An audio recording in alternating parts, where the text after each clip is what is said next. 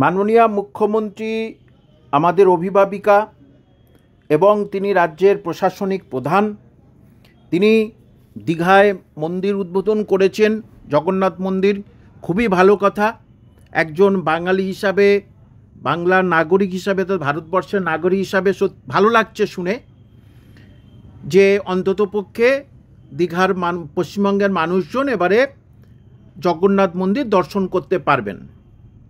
কিন্তু সেই সঙ্গে সঙ্গেই একটি কথা, যে রাজ্যে 2016 থেকে 2025 পর্যন্ত যারা স্কুলের মাস্টারমশাই দিদিমণি হবেন বলে আশা সঞ্চার করে আছে, আশায় আশায় আশায় তারা আছে অনেক দিন ধরে, এবং যারা বিএড বা ডিএলএড নেই তারাও রাজ্যের গ্রুপ সি ডি বিদ্যালয়গুলোতে চাকরির আশায় কিন্তু তারা অধীর আগ্রহে আছে।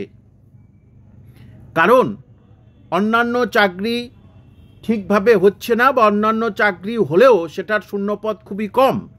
তাই এখানে এসএলএসটি স্কুলের স্কুলের মাস্টারমশাই এবং দিদিমণির যাদের স্বপ্ন, তাদের স্বপ্ন বা তাদের মনের যে কথা, তাদের মনের মন্দিরে যে যন্ত্রণা, তাদের যে হাহাকার, এবং তাদের বাবা মায়ের যে আক্ষেপ, এবং তার বাবা মায়ের যে মনের ভিতরে নানা রকমের তাদের সমস্যা তৈরি হয়েছে তাদের সন্তানদের জন্যে, যে কেউ কোথাও জমি জায়গা বিক্রি করেছেন, কেউ কারোর কাছ থেকে ধার দেনা করেছেন, করে আপনাদের বিএড এবং বিএড বা কারোর ডিএলএডও করিয়েছেন।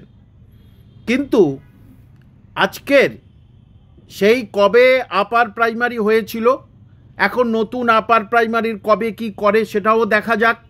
কিন্তু এসএলএসটিটা, যেটা অনেকের স্বপ্ন যে নবম, দশম, একাদশ, দ্বাদশের তারা মাস্টারমশাই এবং দিদিমণি হবেন, এবং তারা কিন্তু কেবলমাত্র এই পরীক্ষা ছাড়া অন্য কোনো পরীক্ষা দেওয়ার মতো মানসিকতা তাদের নেই।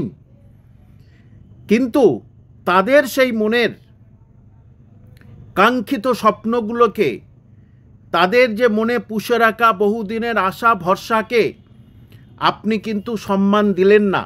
এটাই একজন শিক্ষক হিসাবে ভীষণ কষ্ট লাগে, যে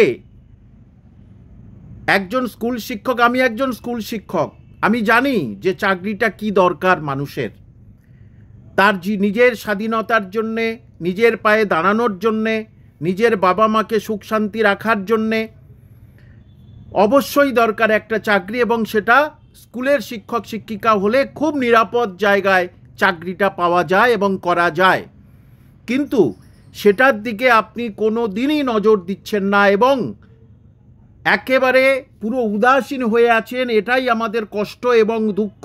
এই কয়েক লক্ষ ছেলেমেয়ের হয়ে আমি এই কথাটা আপনাকে বললাম, এবং মানুষের কাছে এটা তুলে ধরলাম, যে আর যারা এই 25,752 জন তারা কিন্তু অথই জলে পড়েছে, তাদের কিন্তু সমস্যার সমাধান কবে হবে সেটা বুঝতে পারছে। অর্থাৎ তাদের ফের পরীক্ষা দিতেই হবে, এবং অনেকের তো চাকরি চলেই গেল, এবং যারা যাবে 31শে ডিসেম্বর পর্যন্ত, তারপরে তারা যদি পাস করে তবে তাদের আবার তারা স্কুলের শিক্ষক শিক্ষিকা হবে। তাদের নানাভাবে মানুষের কাছে কথা শুনতে হচ্ছে, এবং আরও বেশি যন্ত্রণা, এবং মানুষের কাছে কথা শুনতে হচ্ছে, হেও জ্ঞান করছে তাদের যারা এমএসসি বিএড করে বসে আছে। সুতরাং একটু কি তাদের দিকে নজর আপনি দিতে পারেন না?